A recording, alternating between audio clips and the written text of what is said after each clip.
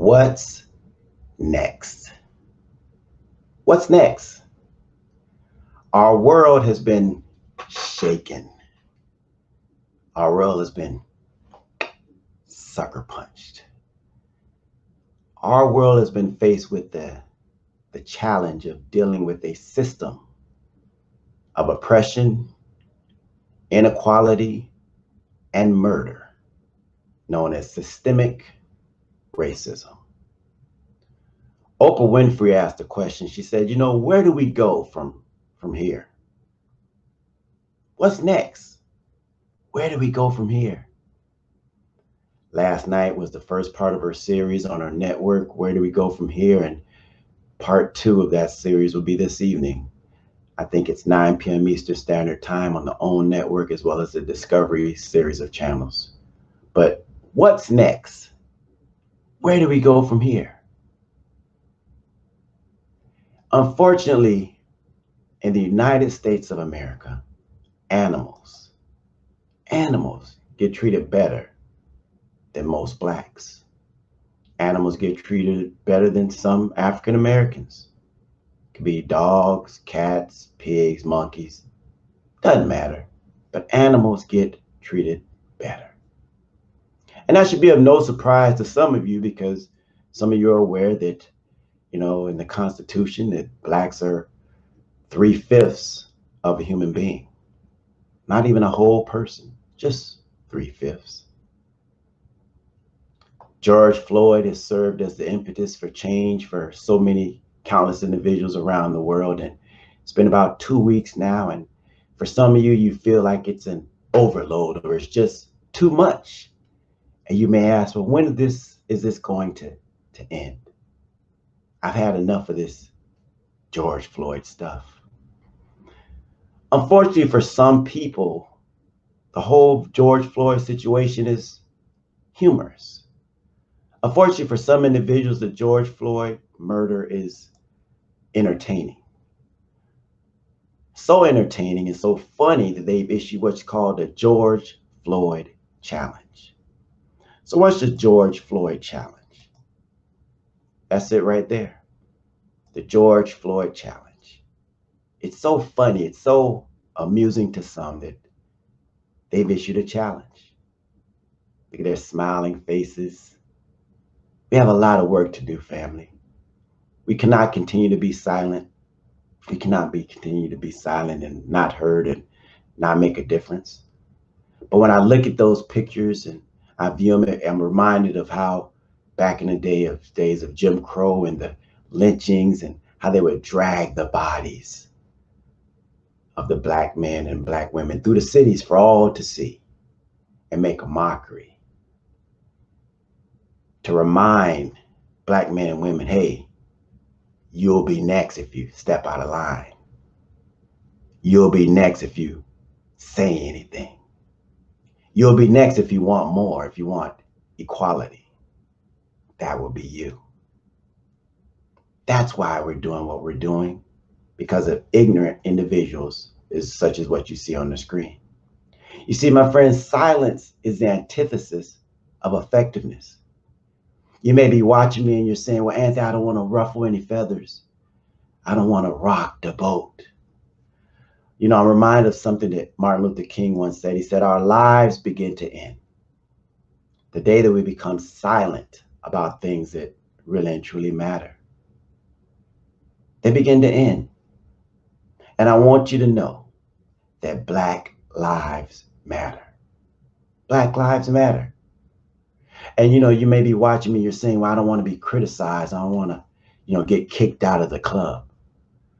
Well, to avoid criticism, do nothing, say nothing, be nothing, in the words of Albert Hubert. And none of you were put on this planet to do nothing, to say nothing, or to be nothing. You have purpose. And unfortunately for some, George Floyd had to lose his life for you to understand your purpose, for you to walk in your destiny. Don't worry about being criticized. Don't worry about being kicked out of the country club. If that happens, so be it. but we need you. We need you in this fight together because we're so much better together. What's next?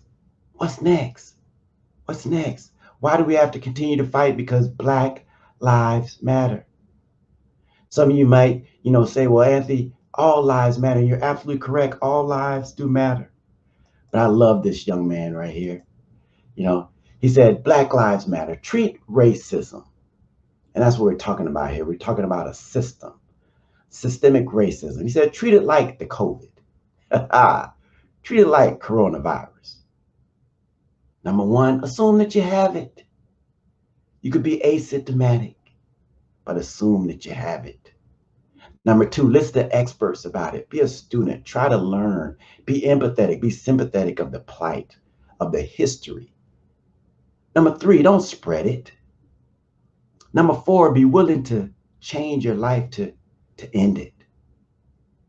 Now, for some, it may be a little difficult to see the little fine print at the bottom in red, but it says, if you can't do 1 through 4, inject 1 bottle of Lysol or a bottle of bleach. Black Lives Matter. Black Lives Matter. You might be watching me saying, well, Anthony, that seems a little racist to me because all lives matter. And they do. They do. We said Black Lives Matter. We never said that only Black Lives Matter. We know all lives matter. And so do you. Everybody knows all lives matter. We just need your help with Black Lives Matter because Black lives are in danger. Black lives are the ones that are being snuffed out on a daily basis.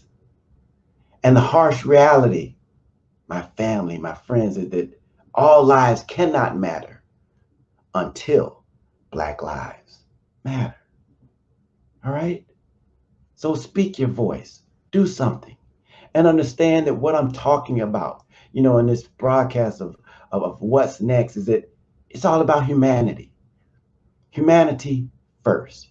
Humanity first and foremost. We're all part of one race, and that's the human race. Unfortunately, you have some individuals that have put their race over humanity. But nothing should trump humanity. Not race, not politics, not country or religion. Nothing should trump humanity.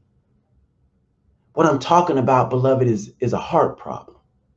You see, the heart of the problem is a problem of the heart. And when you change a man or woman's heart, you can change their behavior.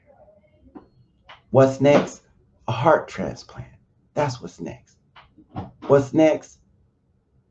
Catheters, different things to, take care of those blockages that some of us have in our hearts. And I want you to understand that this is not going to be done overnight. It's not going to be quick. It's not going to be easy. What we're involved in right now, my friends, is a relay marathon. Yes, indeed. It's a relay marathon. Now, being an athlete, I like to use a lot of sports analogies. And, most relays, they're quick. You got the 4x1 or the 4x4, and they're usually done in a minute or 4 minutes, maybe 10 minutes max. But marathons take hours.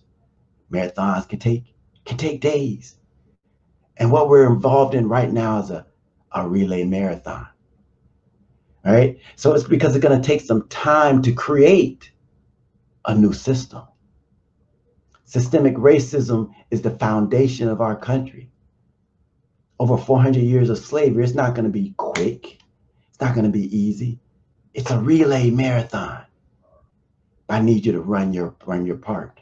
And when you get tired, just say stick and hand it off to another ally. Hand it off to another advocate that's going to run their course. And then once you've caught your second win, get back in the race, beloved. Get back in the race. Because we need you. We need you. We're so much better. We're so much stronger together. I want to take a moment to acknowledge and thank our allies that are not just allies, but are advocates. Because there's definitely a difference. It's easy being an ally. Almost anybody can be an ally. You know, you're in a friend with your African American, you're in a room with your African American coworker or coach or teammate, and someone does something inappropriate. They tell a off-kilter joke, and you be like, hey man, that's not cool. That's not the culture that we're fostering here. And that's a beautiful thing. We need those allies, but we also need advocates. We need an individual who's going to speak up and stand up when I'm not in the room. We need that person who's going to be brave and bold enough to say something when Tyrone is absent that day. We need that person, that man, that woman, that boy or girl that's not afraid to put Uncle Bob in his place. That's what we need. So thank you for being allies. Thank you for being advocates.